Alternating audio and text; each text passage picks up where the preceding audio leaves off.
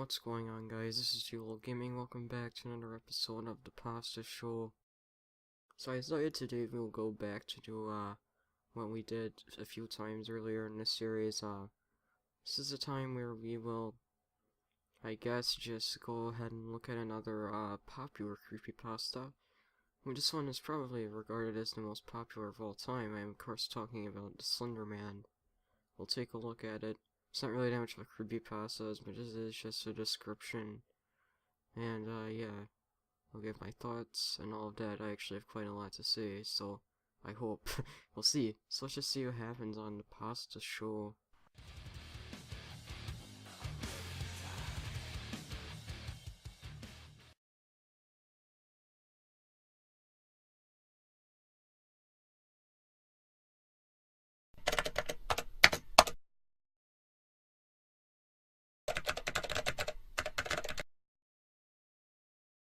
The Slender Man is an alleged paranormal figure purported to have been in existence for centuries, covering a large geographic area.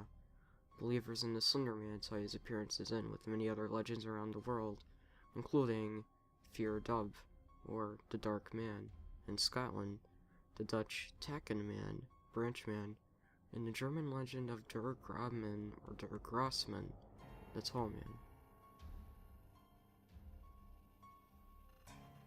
The Slender Man is a being, male in appearance, who looks like a man with extremely long, slender arms and legs.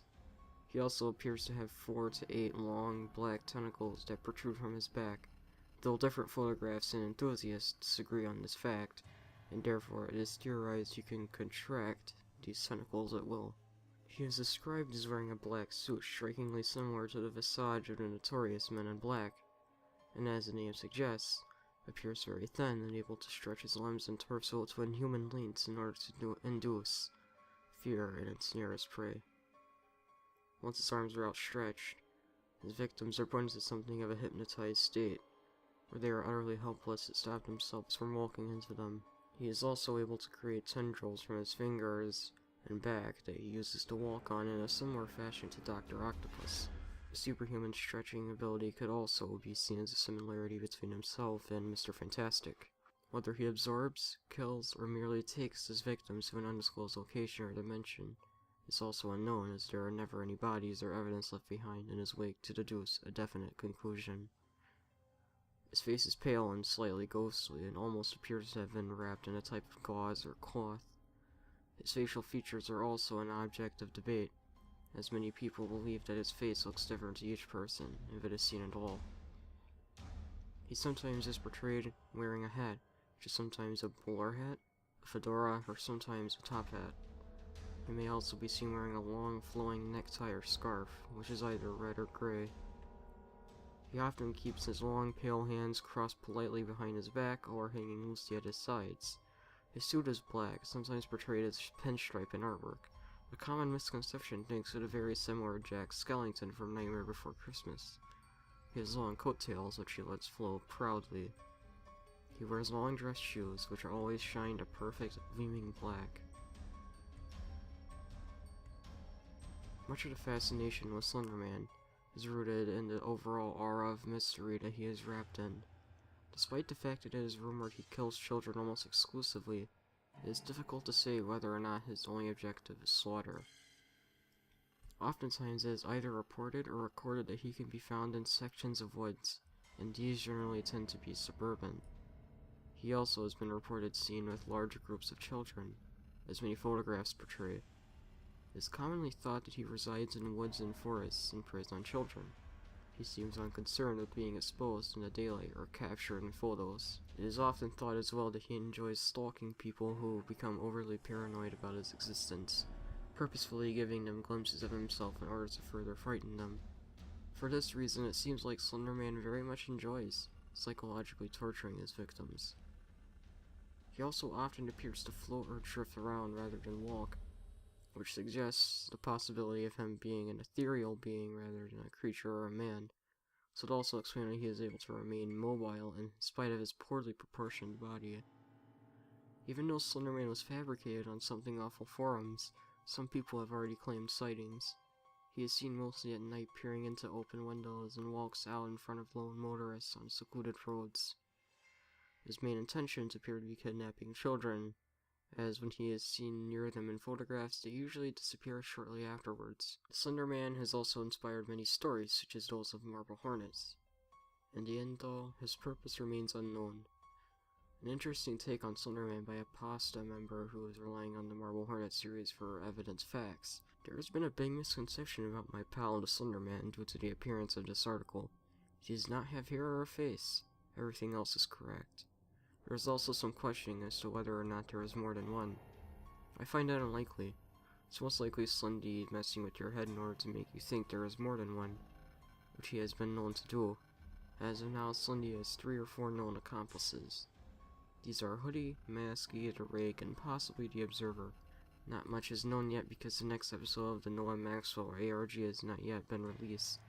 In the Marble Hornets ARG, Hoodie and Masky are possibly his followers.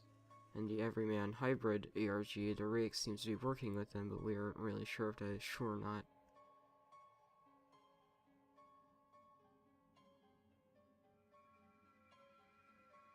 The earliest argued reference to the legend is within the cave paintings found in the Serra de Capivara National Park in the northeast of Brazil, which are believed to date from as far back as 9000 BC. These paintings show a strangely elongated character leading a child by the hand, but make no reference to the extra appendages. The next known possible reference to the Slender Man comes from around 3100 BC in Lower Egypt, with references to the Thief of the Gods, or the Thief of Cook, becoming commonplace during the reign of Pharaoh Wasner. Hieroglyphic carvings representing the thief were found in the pharaoh's tomb, who was rumored to have had some kind of encounter with the entity. The carvings resemble a strange figure with multiple upper limbs, one has never been found in any other hieroglyph language. Renowned German woodcutter Hans Freckenberg created at least 2 woodcuts featuring a character he described as Der Ritter, the Knight, during the mid-16th century, that were discovered in Holzberg Castle in 1883. While Freckenberg is well known for his realistic depiction of human anatomy, something that was unusual among woodcuts of the time. These pictures featured a skeletal, multi-limbed character. Historians are unsure of the exact symbolic nature of the character, with some claiming that it is a personification of the religious wars that raged in Europe at that time, while others say it represents the mysterious plagues that have been believed to be the reason for the mysterious abandoning of the Holzberg Castle and the nearby village in 1543.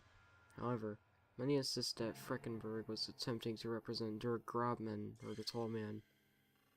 According to legend, he was a fairy who lived in the Black Forest. Bad children who crept into the woods at night would be relentlessly chased by Der Grabmann, who wouldn't leave them be until he either caught them or they were forced to tell their parents of their wrongdoing. Even then, there is a chilling account from an old journal dating from about 1702.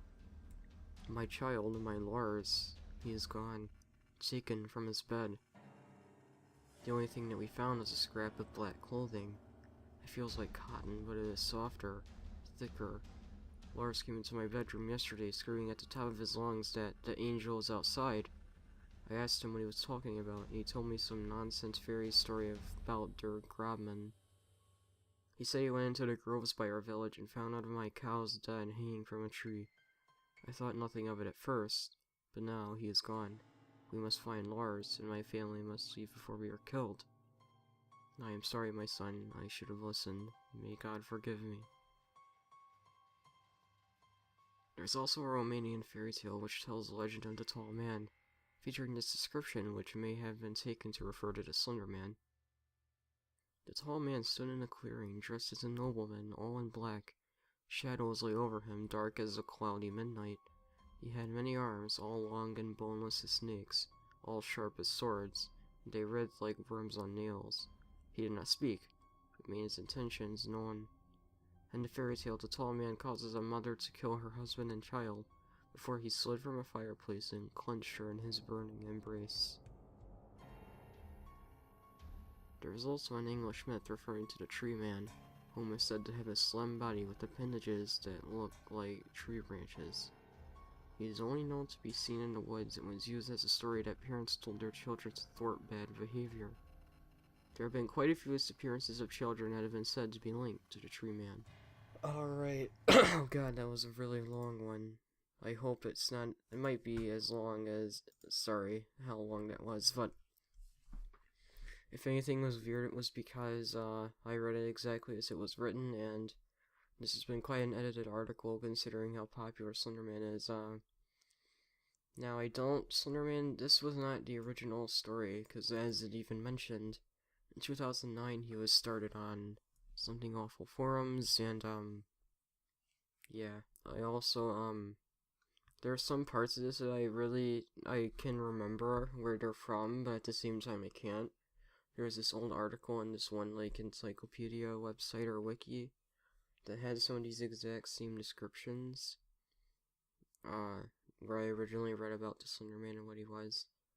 But I do realize some other stuff that was, added in at a later time, because, like, in the appearance section, it seems like it makes 2 references to the tentacles whenever it talks about the tendrils, which was the original thing, and tentacles. I do remember this page originally was just that one older description, but I guess people have added on as time has come.